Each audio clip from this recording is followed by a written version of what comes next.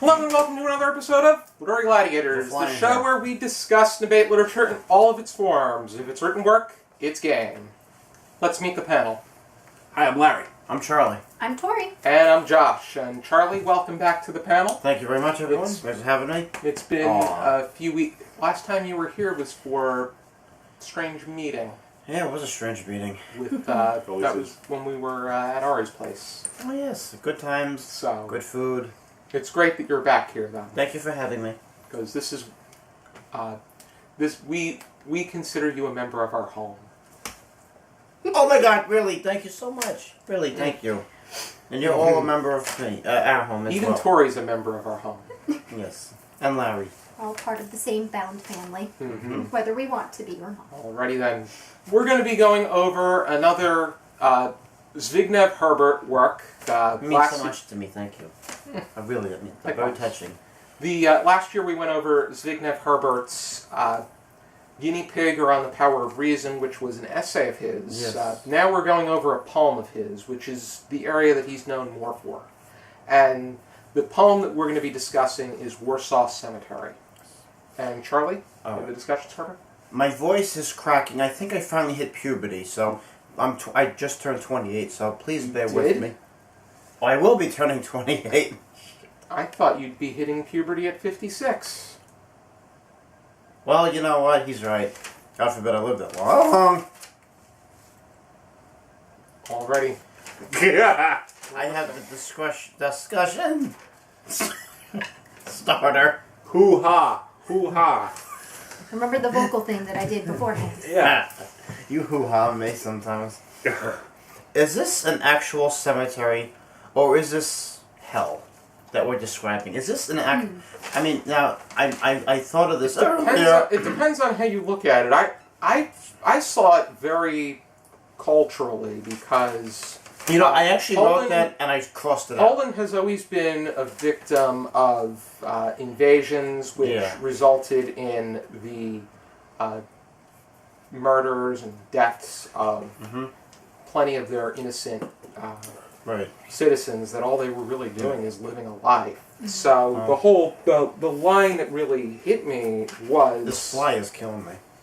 I don't like flies Me either, and I'm about to. No.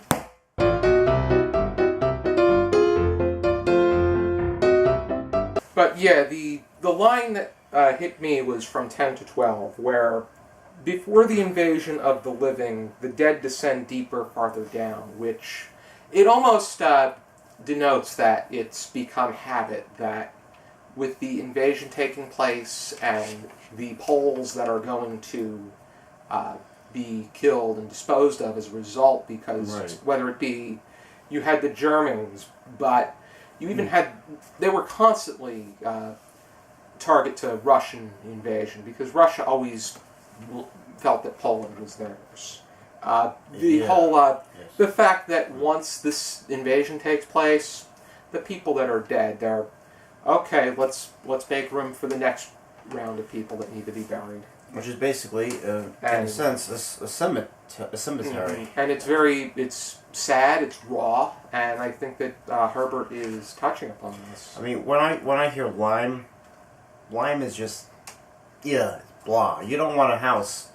You don't want to go out and buy a house and it's covered in lime, you know, or it's just a type of stone. Well, yes. Yeah, it's referencing limestone, but it's very. But when lime is your most visible feature, that is to me, it's unappealing. That says something. Because there's a connotation when you think of, I don't know, when I think of limestone, I think of headstones. I think of, it's a tombstones. very Tombstones. Headpiece or mausoleums, that kind of stuff. So it has a very morbid, very cemetery centric thought process to it. So when Last Echo, to me that sounds. Now to me, I put sad. Obviously, it's kind of sad, and deserted. I put deserted as well. It's a very desolate feel to the poem. And when I also put something called Exodus, which is a famous word for exit. The reason I put that there... This was a book in the Bible. Well, it was, but that's not what I was referring to. I was... It's a verb. Yes. Here. Yeah. I was trying to... Were they all... I mean, before this whole thing took place, did they just... That last echo and they just exit. They just all take a big exodus. They just leave. Made me The think last of echo of salute. it made me think of Why did I not write that down? you said hell. The poem gave me this. I don't know if this is the right term. This liminal space feel where it's the in between where you talk about like the inversion of top side there's peace, below ground there's all of this boiling emotion, which usually when you think of a cemetery, below ground it's peaceful, that's where the bodies are, that's where the dead is kept, and above ground you have all the living. Here it's kind of inverted, so you have that play between the two where there are people here, but the way that it's written, the people are leaving. You're catching the tail end of the people. That's why I put Exodus. So you have that deserted feeling, both emotionally, where it's that last echo, and situationally, where there is a place that had people at one point, and the concept behind liminal spaces are, imagine, if you will, a hotel lobby at 3 a.m. There's not a soul to be seen, but there's softly playing music, or anything where it connotes and it denotes, people are here, people lived here, this was a peopled area. Almost like or you could say on a grander scale. And then it's all turned into parts of a cemetery. Absolutely. So, and there was this, I don't know if this is where I was supposed to go with this or not, but I kind of thought of the Jewish culture as a whole, because if you think about it, there's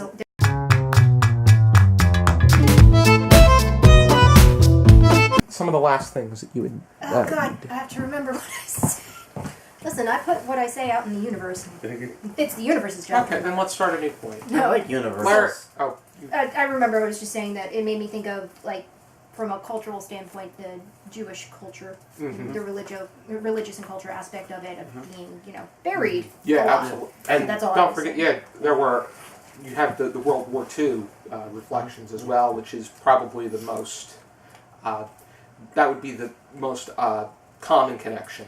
And there were a lot of Polish people that died during that point in time as well. There was a part of a book that I read, it's called Thanks to My Mother. I think I've mentioned it previously. It's probably one of the most profound books that I read on that subject, and it's about a survivor. It's from a survivor's point of view from the Holocaust.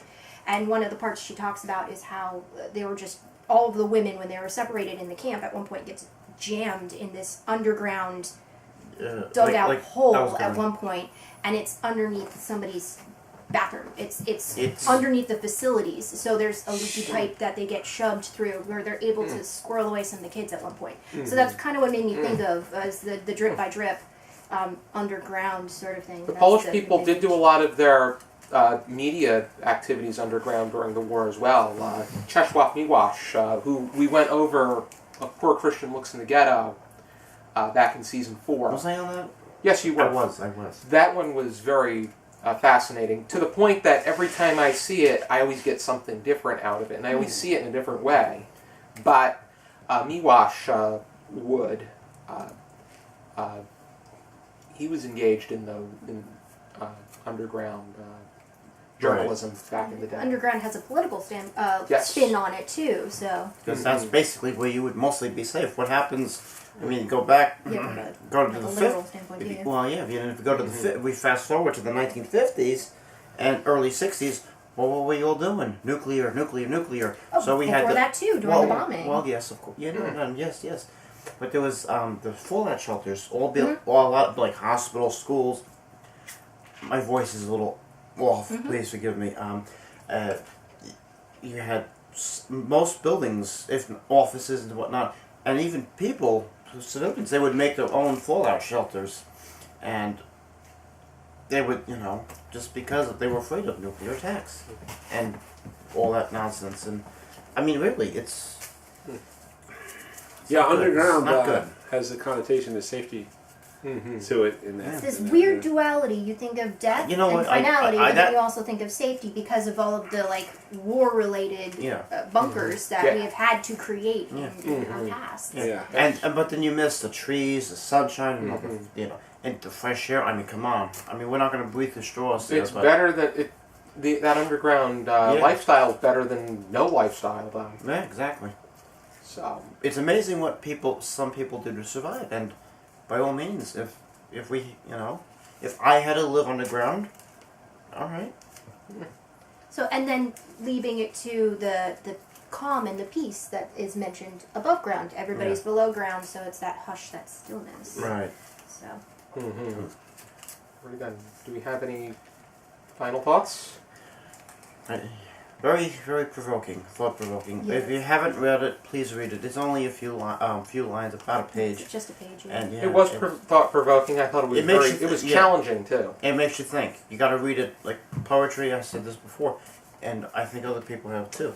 You can't read it just once and say, "Got it." No, you don't got it. Read it You- out loud. That- I yeah, will does definitely have to- I read it to myself, and then just before we started recording, you Yeah. read it out loud, and I got a whole other spin off. Same of it. here. Emotion, vocal emotion, and intonation. Every person is going to read a little bit different. The voice inside your head versus the person actually. That's what I do anytime we go over poetry. I like to read it out loud at least once. I like to start by reading it out loud, and then I read it to myself, and then see if there's anything I can examine. Yeah, I like to see if I can find a video of somebody reciting The it. best is when it's the poet themselves. Yeah, Yeah. because then you Which- have the original meaning. Later, in a few weeks, when we go over Prayer by Louis Untermeyer. Oh yeah. That one, listening to that out loud, Yeah, I listened to it. powerful. Definitely. Especially from him. And you have their original tone there, But and Where the inflection, which Exactly. words are supposed to be emphasized, yeah. And it's a powerful piece, and like we said, there's multiple different meanings and different phrases and imagery that is drawn up from it, so it's a good piece. It's a quick piece, it's a thought-provoking piece. one thing I wanted to bring up, yeah. the very first stanza, that wall, that last view do not exist. The wall, I'm almost sure would refer to the Berlin Wall. I would think so. But I haven't thought of that, honestly. In I what haven't thought of way that, no. is what I'm tackling with. I would think that it was, I don't think it could be that idea of denial, because granted the Berlin Wall came up after the Second World War.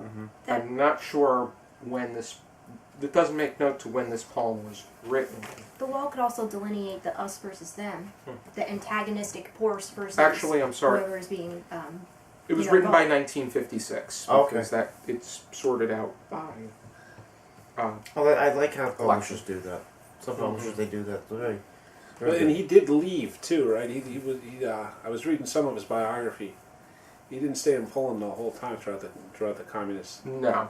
occupation. And No. he went to England. I He made forget his exactly way where, around. but he did leave Poland for a while. I think he made his way back to Poland. He did though, yes. Yeah, there was it says details here about his. He made his way around Europe. Czesław Miłosz taught in America, and he came back to Poland for the summer. We're going to America. I can't see it. Already. Very interesting though, right? Like, Oh, he yeah. had to be educated underground Mm-hmm. and everything because of the different occupying armies that were taking place. God bless the Polish people, man. It's Polish literature, especially Polish poetry, really fascinates me, and that isn't only because I have that one of my 10 ancestries is Polish. yeah. I mean, just as a people, There's a man, lot of to an emotional, endure all- historical, there's a lot there. And I'm not trying to digress, but the pierogies are to die for. Yeah. You got Really, that. I've never loved pierogies. I would never go near them, but I love pierogies. I love them. What about the kielbasa? I will not go near that if you paid me. Repeat that again. The pierogies and kielbasa. I love pierogies. They're absolutely to die for. And I'm not trying to digress here. And you're right, the poetry is wonderful. It really is. But, pierogies, as a kid, I would never eat them. But now, What yum, did yum, you yum, have yum, yum. against pierogies? I thought they were Wasn't raviolis it- on some kind of... I don't eat raviolis without sauce. I know. I'm not like. I don't want to eat them. Wow. I do like the kielbasa though. Oh, I won't go near that. I like it actually. It's, So do I. Mm-hmm. I mean, And I have no Pierogies. preference. in New Jersey, the tri-state area, they call it kibasi. Yeah. Is that what you were getting at? That's what my family. There's, We say Even- kielbasi in my household. I like mac and In the- cheese. We're a kielbasi household. but That's fine. let's get on a more serious note. If Yes. you're interested in checking out the poetry of Zbigniew Herbert, here is the collected poems of his. Let's just hold that. It's fine. It's fine. We're good. This is from 1956 to 1998, which is the year that he died. But still learning how to walk. He lived a good life, though. So, thank you for tuning in to our discussion of Warsaw Cemetery. I hope you join us again. And for now, keep reading.